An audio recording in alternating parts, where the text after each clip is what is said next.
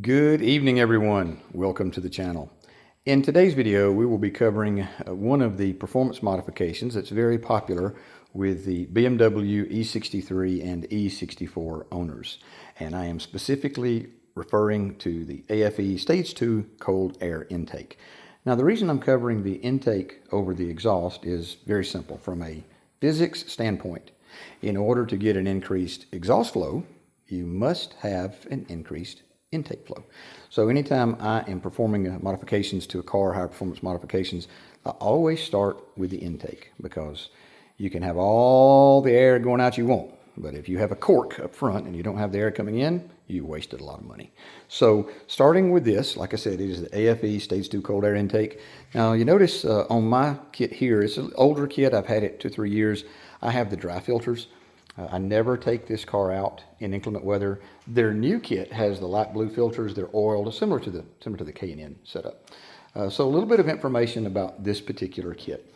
It's, like I said, it's subjective. Some people think, oh, I want to do this, I want to do that, I want to sound good.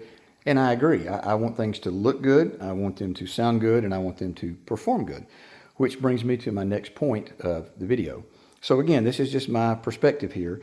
But performance is typically measured 3 different ways. You have visual performance, you have acoustic performance, and you have physical performance. Now the first 2, visual and acoustic, they're subjective. That varies from person to person. Physical performance, if your car is faster when you put this on, you have increased the performance. If it sounds better to you and looks better to you, all the better. And to me, this is all 3.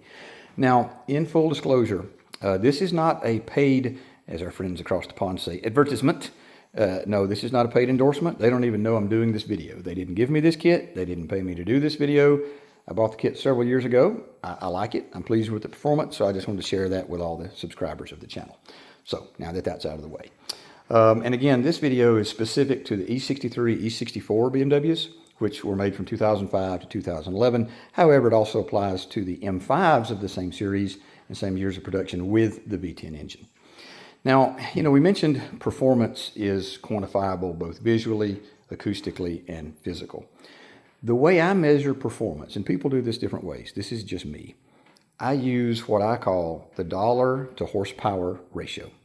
So the less you can spend dollar-wise for a single horsepower, obviously the better it is for the budget, and the better it is for your car. Because if you spend $5,000 on a motor build and you get 20-30 more horsepower versus this particular kit, which is the dollar to horsepower ratio on this particular kit, going by the retail site on their website, is $27 per horsepower.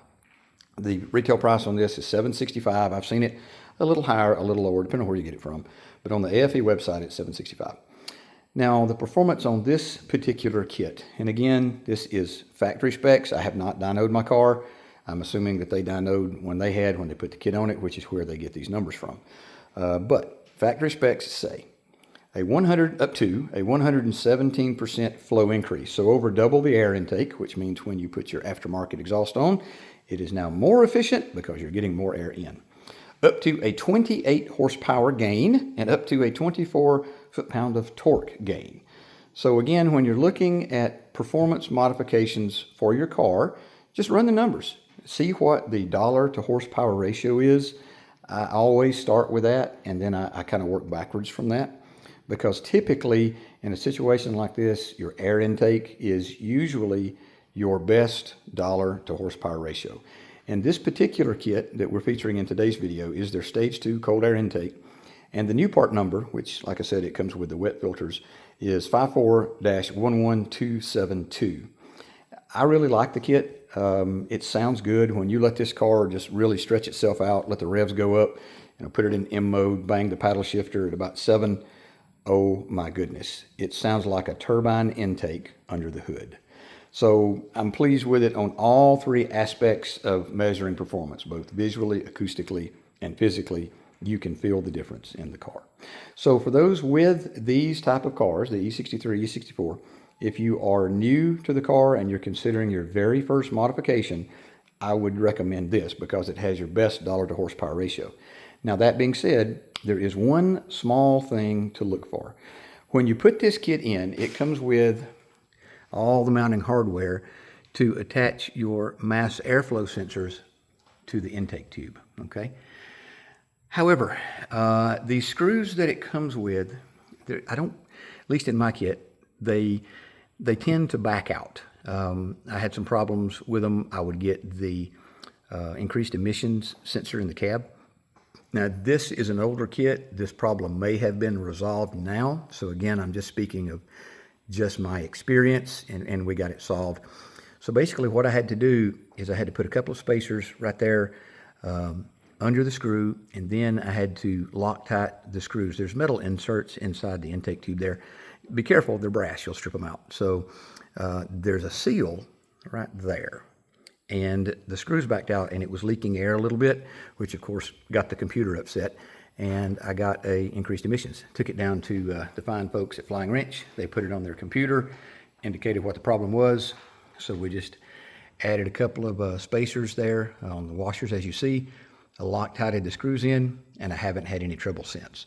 So again, this is an older kit. That problem may have been solved now, but that is literally the only issue that I have had with this kit. Other than that, I am very, very pleased with it. And since that modification was made, absolutely no issues.